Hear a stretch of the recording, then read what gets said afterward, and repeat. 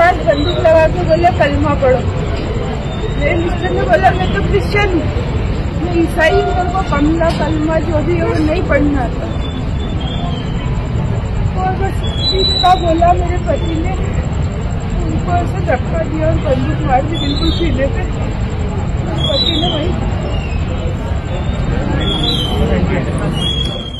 जम्मू कश्मीर की वादियों में अपने परिवार के साथ खुशियों के पल बिताने गए इंदौर के सुशील नथानियल पहलगाम में हुए आतंकी हमले में मारे गए लोगों में से एक हैं। सुशील के परिवार को शायद इस बात की भनक भी नहीं होगी कि पहलगाम घूमने का उनका प्लान कभी न भूलने वाला जख्म देगा। उनकी अंतिम यात्रा निकाली गई तो हर गली हर मोड़ पर लोगों की आंखें नम थी, श्रद्धांजलि देने वालों की भीड़ लगी थी। हर कोई बस यही कह रहा था, हमारा हीरो चला गया। चर्च में उनकी प्रार्थना सभा आयोजित की गई। इसके बाद उनका अंतिम संस्कार जूनी इंदौर कब्रिस्तान में ईसाई रीति रिवाजों के अनुसार किया गया। ईसाई समुदाय में ताबूत को अंतिम दर्शन के बाद सील कर दिया जाता है, लेकिन सुशील का अंतिम दर्शन के दौरान ऐसा नहीं किया गया। दरअसल जब उनका पार्थिव शरीर इंदौर लाया गया तब तक उनके शरीर में सूजन आ गई थी। इसके कारण ताबूत का ढक्कन ठीक से बंद नहीं हो पा रहा था। ऐसे में अंतिम यात्रा के दौरान ढक्कन को पूरी तरह हटा दिया गया ताकि लोग उन्हें आखिरी बार देख सकें।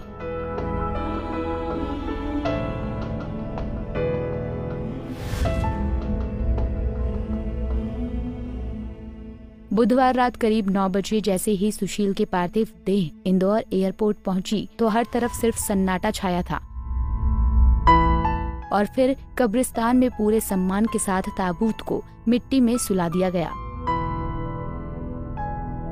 वहीं सुशील की पत्नी ने उस दिन का मंजर बयां करते हुए कहा, मेरे पति को कलमा पढ़ने के लिए बोला गया।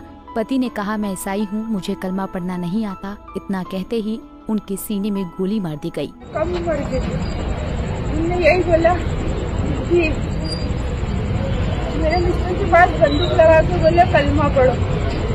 मेरे मिस्टर ने बोला मैं तो क्रिश्चियन हूँ, मैं ईसाई हूँ, मेरे को कलमा जो भी है वो नहीं पढ़ना आता। और बस इतना बोला मेरे पति ने, उनको ऐसे धक्का दिया और बंदूक मार दी बिल्कुल सीने पे। पति ने वही। सुशील नथानियल अलीराजपुर में LIC के रीजनल मैनेजर थे।